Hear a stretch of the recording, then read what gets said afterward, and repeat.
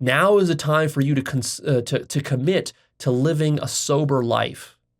And really, everything I've been talking about here, we could summarize as the joy of sober living.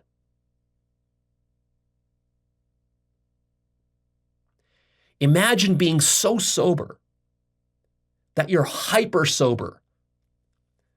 You're conscious. The soberness breaks out into a sort of transcendent consciousness. That's in a sense what spirituality is. And that's what the best life possible is. The Hindus might call this the sattvic life. Sat means truth. Sat means like sober in a certain sense, whereas, as opposed to Rajas, they have Rajas, which is sort of like the overexcited, overstimulated life, and then they have, what's the other one? They have the other one where it's, I'm blanking on it. They have the Hindus have the third term, which is the kind of like the torporous life, the life where you're sleepy and lazy and you're depressed, and you're gorging yourself on food. These are known as like the three gunas. So you want the sattvic kind of life.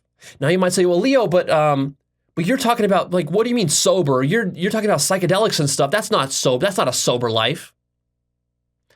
Actually, the use of psychedelics that I'm talking about, in the way that I use them, it is a sober life. So the notion of sobriety here, our cultural idea of sobriety is kind of messed up. It's not quite right. Sober means that you're really, what does sober mean? Sober means truthful, really. Sat, truth. Sattva. Sober means you're living in truth and you are saying no to all the petty human bullshit. You're saying no to all the addictions, to all the unhealthy, all the toxic stuff. All the stimulation, the kind of like cheap, shallow stimulation, you're saying no to that kind of stuff. To the cheap, shallow entertainment, the cheap, shallow sex, the cheap, shallow food. You're saying no to all that stuff, and you're basically building up a healthy, kind of like very solid life based on principles, based on holistic integrity, based on health. That's really what is meant by sober here. And then psychedelics actually amplify that, right? So it's not about never putting a chemical into your brain. That's not the thing. And if you can use psychedelics in an addicted way. A lot of people use weed this way. So that would not be a sober life. Like if you're constantly high on weed and stoned all the time and, lazy on the couch, that would not be a sober life.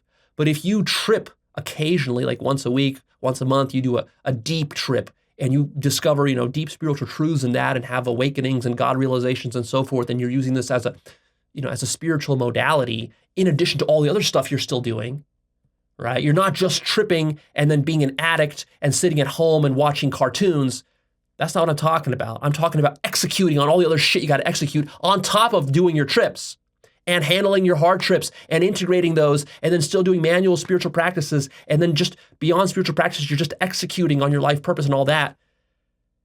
That to me is sober. In fact, that's beyond sober. And that, when you're doing 5-MeO-DMT or DMT on top of all the executing shit that you're supposed to be doing and living according to these principles and eating healthy and doing all that stuff, that is beyond sober. Hyper sober life. That's what that is. And that's what I recommend for you. Now, again, to build up this hyper sober life, you have to really change your palate.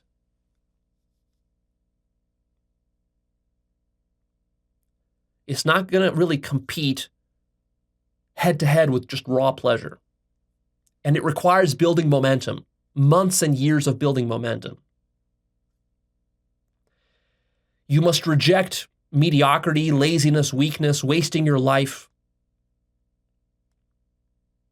Just in principle, the idea of wasting your life, this should be like the greatest sin in your mind.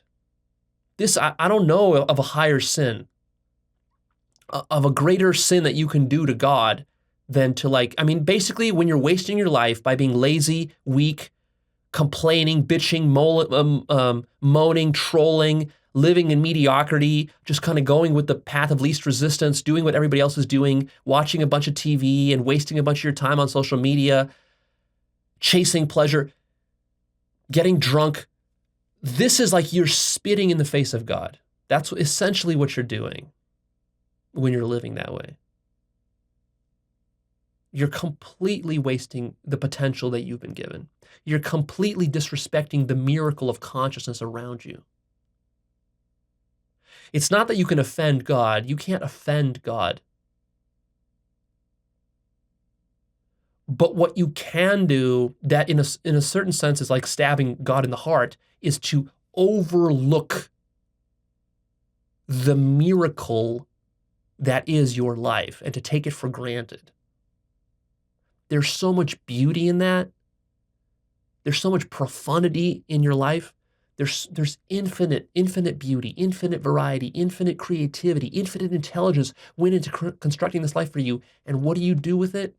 You sit around and you watch fucking Netflix and dick around online with your friends. And you sit back and you complain and you bitch and you moan and you criticize and you come up with fucking conspiracy theories and you get lost in those. And you pretend like you're doing spirituality, but you don't actually fucking execute. And you're not willing to work for anything in your life. This is the greatest sin. And you're going to pay for that. Not because God is going to punish you, but see, you are God. And when you overlook your own spirit, that is the punishment. It's not that God is punishing you for being bad. It's that you are punishing yourself for being blind to the infinite love and beauty that is all around you. You get that? So instead, choose to face challenges consciously in your life, head on. Choose your challenges. Choose your sacrifice. What are you willing to sacrifice to construct a beautiful life? Ask yourself that. What kind of life is worth sacrificing for? If you're saying, Leo, I don't want to sacrifice anything, that's because you don't have a vision of a grand enough life that is worth any kind of sacrifice.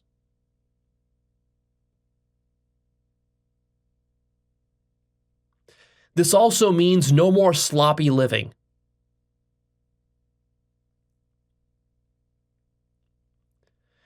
This means living according to what's called the principle of right action. This is something I learned from Owen Cook. I like this concept of principle of right action.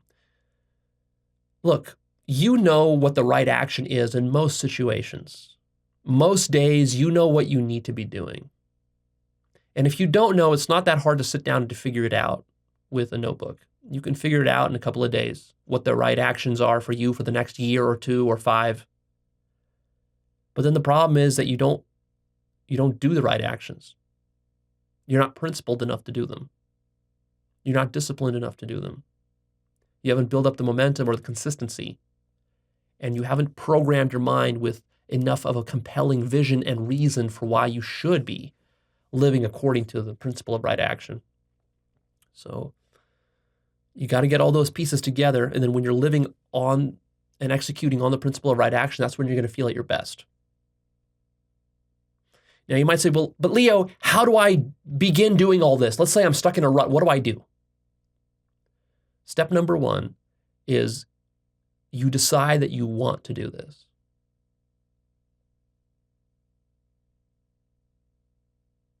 Decide that you do not want to be disillusioned with life.